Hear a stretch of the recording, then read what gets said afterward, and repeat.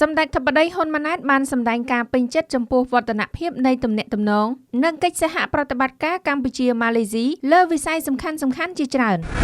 ក្នុងឱកាសទទួលជួបសម្ដែងការគួរសមនិងពិភាក្សាការងារជាមួយគណៈប្រតិភូសហព័ន្ធសភាសន្តិភាពពិភពលោកនៃសភាម៉ាឡេស៊ី PFWP ដឹកនាំដោយឯកឧត្តមបណ្ឌិតមូតហាតាសមាជិកព្រឹទ្ធសភាម៉ាឡេស៊ីនៅថ្ងៃទី2ខែតុលាឆ្នាំ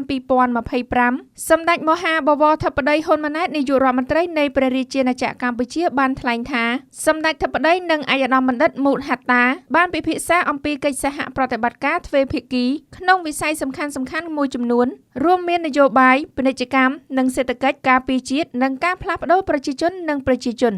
សម្ដេចធិបតីហ៊ុនម៉ាណែតបានស្វាគមន៍យ៉ាងកក់ក្ដៅចំពោះឯកឧត្តមបណ្ឌិតនិងគណៈប្រតិភូសភាម៉ាឡេស៊ីដែលបានអញ្ជើញមកបំពេញទស្សនកិច្ចនៅកម្ពុជានាឱកាសនេះសម្ដេចធិបតីបានសម្ដែងការពេញចិត្តចំពោះវឌ្ឍនភាពនៃទំនាក់ទំនងនិងកិច្ចសហប្រតិបត្តិការកម្ពុជាម៉ាឡេស៊ីលើវិស័យសំខាន់ៗជាច្រើនរួមទាំងកិច្ចសហប្រតិបត្តិការរវាងស្ថាប័ននីតិបញ្ញត្តិផងដែរ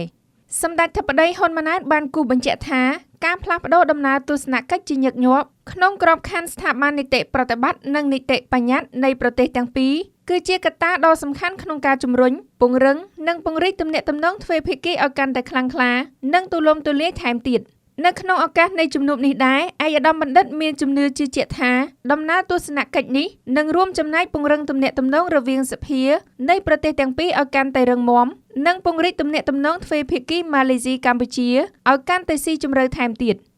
ក្នុងឱកាសនោះសម្ដេចធិបតីបានថ្លែងអំណរគុណយ៉ាងជ្រាលជ្រៅជូនចំពោះឯកឧត្តមអានវ៉ាអ៊ីប្រាហ៊ីមនាយករដ្ឋមន្ត្រីម៉ាឡេស៊ីដែលបានសម្របសម្រួលឲ្យមានបទឈប់បាញ់រវាងកម្ពុជានិងថៃព្រមទាំងទូនាទីរបស់ម៉ាឡេស៊ី